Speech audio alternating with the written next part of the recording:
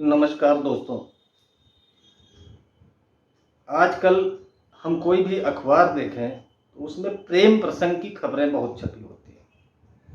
कहीं एक तरफा प्यार में आत्महत्या, कहीं छपा होता है प्रेम में चोट खाकर आत्महत्या, कहीं कुछ प्रेम प्रसंग की तमाम खबरें अखबार लगा होता है। एक तरफा प्यार की जो खबरें छपती हैं, एक तरफा प्यार में आत्महत्या, उनमें थोड़ा सा कभी कभी किसी की बदनामी को ध्यान में रखते हुए एक तरफा प्यार बता दिया जाता है, जबकि होती कहानी कुछ और ही है। दोस्तों, मैं आज आपको एक तरफा प्यार की एक सच्ची कहानी बताने जा रहा हूं, जिसका शीर्षक है जेल में प्यार और प्यार में फांसी। कहानी सुनने से पहले एक अनुरोध आपसे है, अगर आपने मेरे चैनल को सब्सक्राइब नहीं किया है तो कृपया सब्सक्राइब कर लें, और हमारा वीडियो आपको पसंद आए तो इसे लाइक और शेयर जरूर करें। बात उन दिनों की है जब मैं बरेली में क्राइम की रिपोर्टिंग करता था। 30 अक्टूबर 2004 की सुबह हमें सूचना मिली कि सेंट्रल जेल में एक कैदी ने फांसी लगा ली है। जेल में फांसी को हम लोग बड़ी संजीदगी से लेते थे कि वो उसे हत्या मान करके ही चला जाता था। खैर, हम लोग पहुंचे, फोटोग्राफर के साथ देखा तो जेल के सेंट्रल जेल की चार दीवारी के बाहर से ही एक पेड़ पर उसका शव लटका हुआ नजर आ रहा था। अंदर गए, तहकीकात हुई, पता चला कि कौन है, क्या पूछताछ शुरू हुई।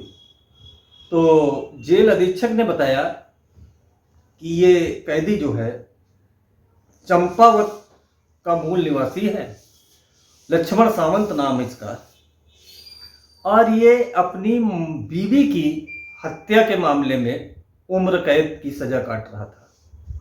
3 महीने पहले ही वो वहां से चंपावत से ट्रांसफर होकर के बरेली सेंट्रल जेल आया था।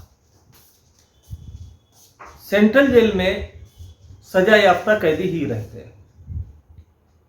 खैर, अब ये आत्महत्या की वजह क्या थी, इसे जानने के लिए हम लोग बहुत परेशान, कहीं से कुछ पता नहीं चल रहा था। बॉडी पोस्टमार्टम को गई, पीएम रिपोर्ट में हैंगिंग आई, यानी कि फांसी ही लगाई थी, लटकाया नहीं गया था। खैर, हम लोग उस समय क्राइम की रिपोर्टिंग में कोई भी घटना होती थी तो उसके पीछे पड़े रहते थे जब तक उसका खुलासा न हो जाए। इस घटना पर भी कुछ ऐसा था जेल के अंदर।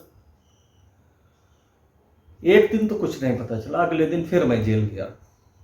जेल में जाकर के जेल अधीक्षक से बातचीत की और उनसे कहा कि भाई, हमारी मुलाकात इसकी बैरक में जो और कैदी थे उनसे कराइए।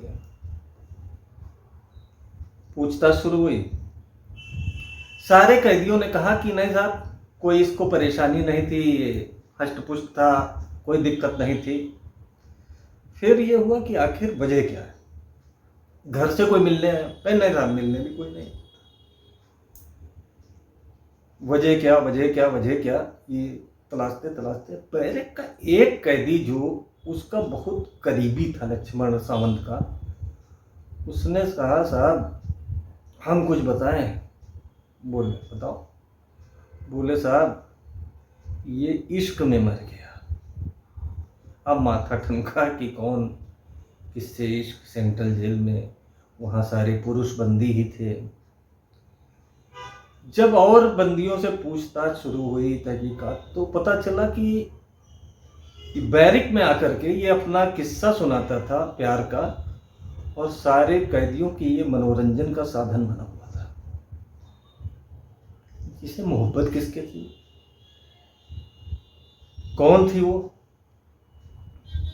पहले तो कोई नहीं बोला, फिर साथियों ने बताया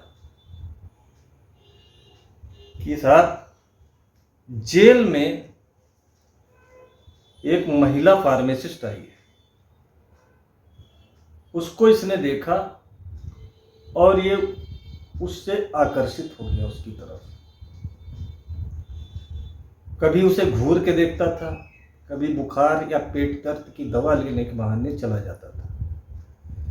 वो टैबलेट इसके हाथ पर रखती थी, उसकी अंगुलियां इसकी हथेली से छू जाती थी तो ये हाथ नहीं धोता था, आ करके बताता था कि आज उसने मेरा हाथ छू लिया। कभी कभार वो लाइन में ऐसे घुसता था कि उस फार्मासिस्ट से टकरा जाए, इसी प्रकार से उसे छू ले। उसकी दीवानगी बढ़ती चली जा रही थी। बैरक में वहां अस्पताल में जाने का मौका नहीं मिलता था तो दूर से खड़ा बस उसे ही टकटकी लगा करके उसे ही देखा करता था। फिर बात हुई कि आखिर क्या है क्या है क्या है, देखता था तो फांसी क्यों लगा दी।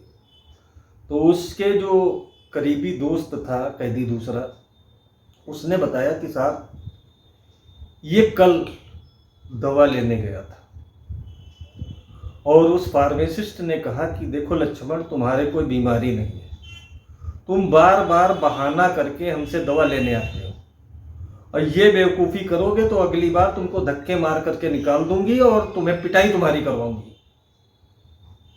जो बीमार है उनको दवा मिलनी चाहिए, ना कि तुम चले आते हो।